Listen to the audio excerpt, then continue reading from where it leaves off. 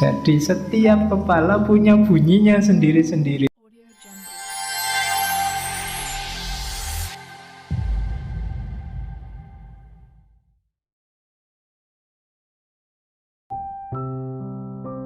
Jadi dalam perspektifnya Weber, dunia sosial itu sebenarnya dunia individu-individu. Kalau kita tafsirkan secara jauh, kalau ingin kehidupan kita bersama ini baik, sebenarnya yang diperbaiki tidak kok kita perbaiki masyarakat kita, tapi perbaiki individu demi individu. Kalau isinya individu ini orang baik, orang baik, orang baik, ya komunitas kita itu adalah komunitas yang baik. Jadi bagi Weber, dunia sosial itu isinya ya individu-individu, realnya ya individu-individu. Jadi apa yang dilakukan seorang individu di tengah komunitasnya, itu yang dilihat oleh Weber.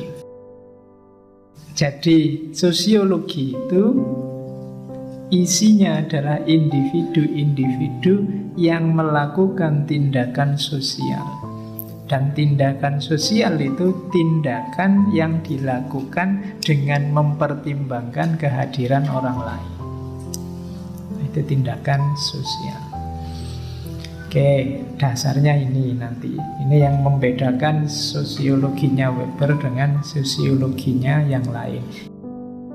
Karena dia tindakan individu, memahaminya harus lebih ke dalam.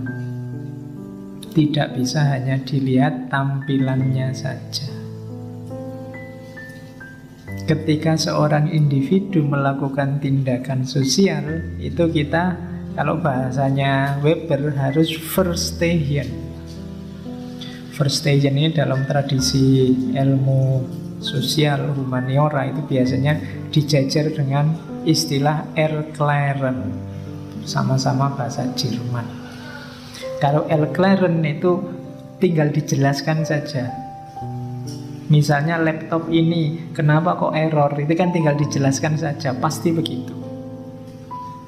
Jadi di luar manusia itu kita bisa mendeskripsikan dari tampilannya, dari tampaknya, dari kelihatannya. Tapi kalau manusia tidak bisa. Kalau manusia dia harus verstehen, masuk. Kenapa? Loh, individu-individu ini loh, tindakan yang dilakukan bisa sama, tapi maknanya bisa beda. Itu kalau dilihat dari tampilannya saja, kamu bisa salah paham. Kamu datang ke sini sebanyak ini orang, itu kalau ditanya satu-satu ngapain sih ke sini, oh itu jawabannya bisa sebanyak kepala yang ada.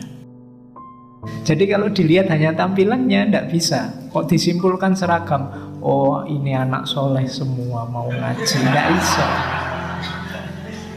Jadi setiap kepala punya bunyinya sendiri-sendiri. Maka memahami tindakan sosial itu tidak bisa hanya dilihat penampilannya, harus lebih masuk. Makanya tidak hanya pengertian, tapi juga pemahaman. Namanya verstehen. Ya, di antara jenisnya verstehen kan nanti ada namanya empati. Empati itu memposisikan orang yang memahami di posisi orang yang dipahami. Untuk memahami susahnya tidak lulus-lulus kuliah, nah, kamu kan harus mengempati. Mengempati itu seandainya aku yang tidak lulus-lulus kuliah, wah aku mesti ya stres. Nah, itu bisa mengempati. Tidak bisa hanya dilihat tampilannya.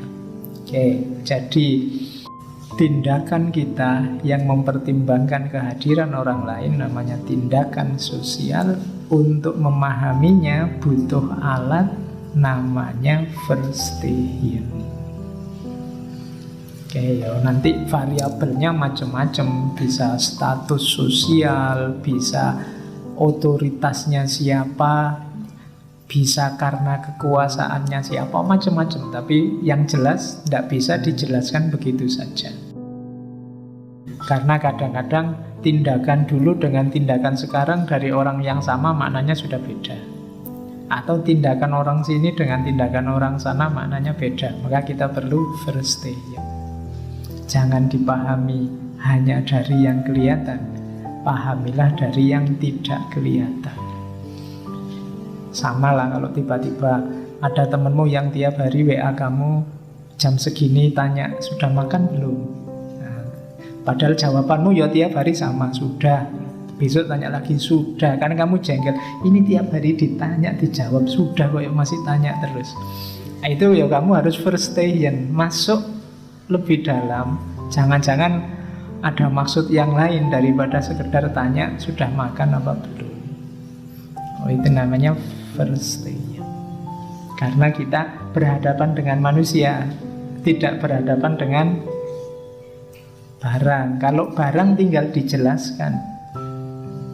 Kalau barang, misalnya HP ini, kalau sudah baterainya tinggal 2%, ini sebentar lagi mesti mati, tidak bisa diapa-apain. Kalau manusia tidak bisa begitu. Manusia itu, ini sudah kerja dari pagi sampai malam, ini mesti diajak kemana-mana, tidak mau, mesti capek. Nah, itu. Tapi manusia bisa, meskipun sudah capek, diajak kemana-mana, mau saja, mumpung gratis. Loh, ini kan nggak bisa pasti. Saya sering cerita, pokoknya kalau hubungannya sama manusia, itu kalimat yang paling tepat itu tergantung. Tidak pasti. Kita punya uang banyak, seneng enggak? Ya tergantung. Ada loh orang yang punya uang banyak tambah stres, pikirannya jadi banyak, mikir macam-macam. Kemarin enggak punya uang, enggak mikir apa-apa, pikirannya cuma satu, gimana caranya cari uang. Begitu uangnya banyak, stres deh. Bayanganmu malah seneng, tapi ya malah stres. Enak enggak jadi orang cakep? Enggak juga. Ada loh orang yang karena dia cakep terus mengeluh, susah saya itu Pak, tidak bisa bebas kemana-mana, tidak bisa santai kemana-mana. Katanya yang putri-putri kemana-mana digodain cowok-cowok, itu sebel aku. Mending temanku yang tidak terlalu cakep ini, dia ngapain aja nggak ada yang nyenggol, nggak ada yang nyentuh. Oke, nah itu manusia, jadi tergantung. Bayanganmu kalau ini mesti begitu, tidak bisa. Kalau manusia tergantung.